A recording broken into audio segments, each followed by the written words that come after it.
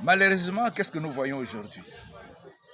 Il y a des églises qui ne croient pas au Saint-Esprit. Il y en a d'autres qui y ont substitué ou bien qui ont remplacé le Saint-Esprit par autre chose, notamment un morceau de pain, un homme, ainsi de suite. Donc ces églises-là rendent un très mauvais service à la nation. Parce que nous avons besoin que dans cette nation des hommes qui ont le Saint-Esprit, enfin qu'ils soient gouvernés par le Saint-Esprit. C'est la raison pour laquelle il a été envoyé, pour qu'il soit enseigné par le Saint-Esprit et qu'il soit contrôlé par le Saint-Esprit. Parce que quand un homme qui n'est pas contrôlé, il se livre à n'importe quel comportement. Donc la première partie, le premier but de l'évangile, que l'évangile doit atteindre, c'est l'établissement du royaume de Dieu dans le cœur de l'homme. C'est un but céleste.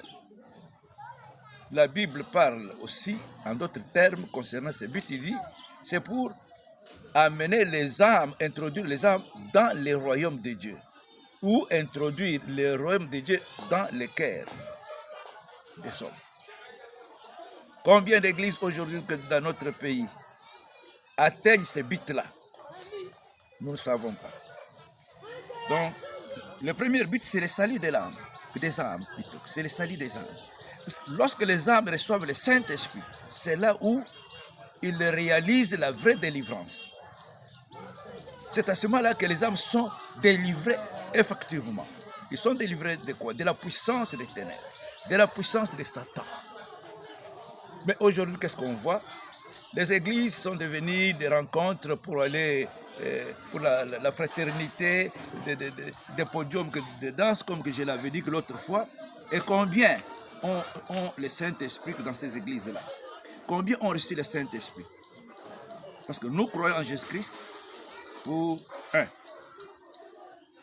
recevoir le salut par la réception du Saint-Esprit. Donc, ça c'est le premier but que j'appellerais un but céleste. Mais en dehors de ce but-là, il y a un autre but très, très, très capital. C'est là où nous allons nous appesantir un peu. Le deuxième but est intimement lié au premier but. Lorsque les gens reçoivent le Saint-Esprit, lorsque les gens viennent à l'église et qu'ils reçoivent le Saint-Esprit, automatiquement ils sont transformés. Donc le deuxième but, c'est la transformation de l'humanité, de chi. Donc la transformation de l'homme et de sa nation.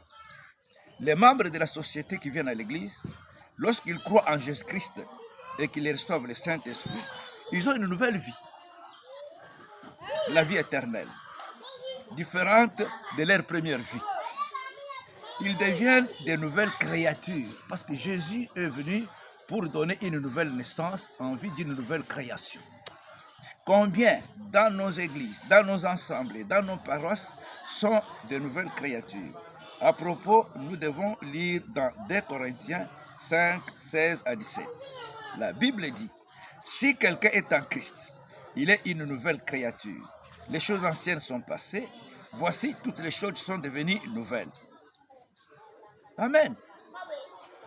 Donc, ces gens qui croient en Jésus-Christ et qui reçoivent le Saint-Esprit, automatiquement, ce sont des nouvelles créations. Que c'est une nouvelle création. Jésus est venu pour donner une nouvelle naissance. Dont le but final, c'est la nouvelle création qui doit remplacer la création déchue. Le Seigneur Jésus étant venu pour donner une nouvelle naissance, la naissance d'une nouvelle création, ceux qui sont en Christ par la nouvelle naissance, le baptême du Saint-Esprit, appartiennent alors à la nouvelle création, dont Christ est l'auteur, et dans laquelle il règne. Il n'est pas seulement l'auteur de cette nouvelle création, il règne dans cette nouvelle création. Il règne dans le cœur de ceux qui ont le Saint-Esprit.